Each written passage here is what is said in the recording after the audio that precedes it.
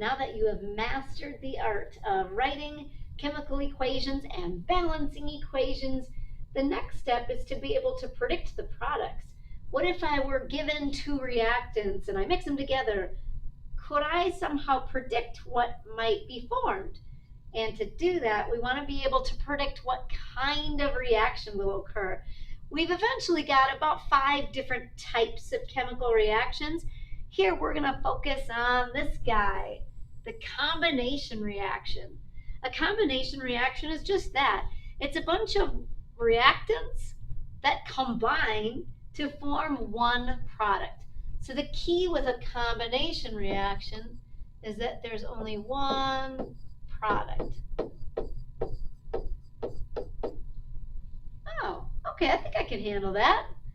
And so here they'll describe combination reactions, also known as synthesis reactions, as just that. Often it's little elements that are joining to make a compound. It could be sodium, metal, and chlorine gas that are forming sodium chloride. Here we've got magnesium metal reacting with diatomic oxygen gas, forming the ionic compound magnesium oxide. I know it's ionic because it's metal bonded to non-metal. And so one of the keys, again, is that there's always going to just be one product. And when you're looking at the formula of that one product, notice that Mg plus O2 did not equal MgO2. When you make a new combination of ions, you got to check their charge. So when I combine magnesium with oxygen, I got to look on my periodic table and find their charges to make sure the formula is written correctly. Oh, yeah, magnesium is a +2 ion and oxygen is a -2 ion. So the wrong answer, which sometimes I'll see people write, is like this. So this is sad face. They'll say Mg plus O2 makes MgO2. No, sillies, right? This is a +2 -2. I don't need 2 oxygen, and in fact, I can't have 2 oxygen. It wouldn't be neutral anymore. So in a combination or synthesis reaction, we're joining the elements, but these little guys, these little subscripts, like this 2 in the O2 diatomic oxygen, subscripts do not get to carry over to the product side. I'm just joining magnesium and oxygen. And when I join the symbols, then I got to double check the charge to make sure my formula is written correctly. Now I get that if I need 2 oxygen now on the product side, I'll just have to balance that with a coefficient. So by putting the 2 out in front, it gives me the 2 oxygen that balances with the diatomic oxygen on the reactant side, but it also doubles my magnesium. And so we'll double the magnesium.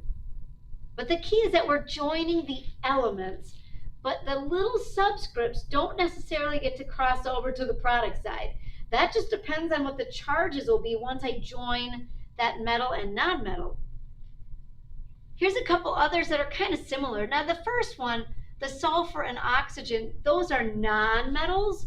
So sulfur dioxide is a covalent compound. And in that case, you'd probably be told sulfur reacts with diatomic oxygen gas to form sulfur dioxide gas. And I could still recognize that it is a combination or synthesis reaction because there's only one product. But the other two are kind of similar in that, like K plus Cl2 does not form KCl2. Potassium chloride is +1 -1. Not this. That's a sad face. We know better. Now, yeah, we got to go back and balance it, but we'll do that with our coefficients. Same thing with the one on the bottom. Hydrogen gas plus solid iodine forms hydrogen iodide gas.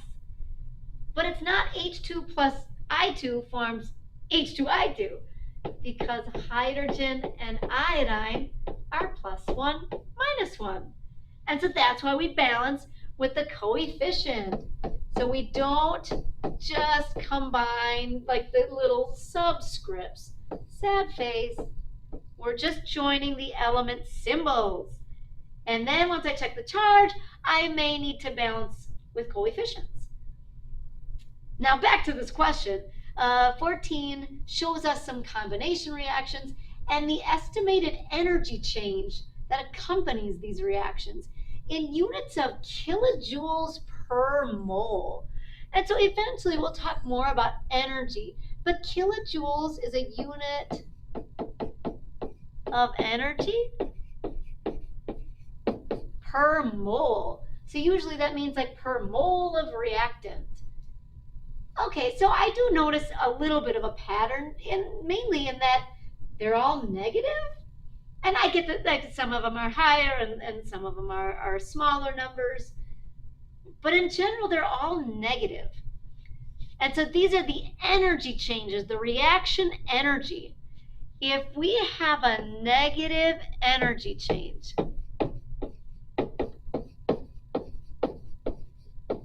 a negative energy change means that the reaction is exothermic. These are exothermic. And here's the deal. Forming bonds releases energy. I mean, these bonds wouldn't form if they weren't more stable than the original reactants. I mean, think about potassium. Potassium atoms are highly reactive. They've got one valence electron. They really want to get rid of it. And chlorine can gladly take one more electron.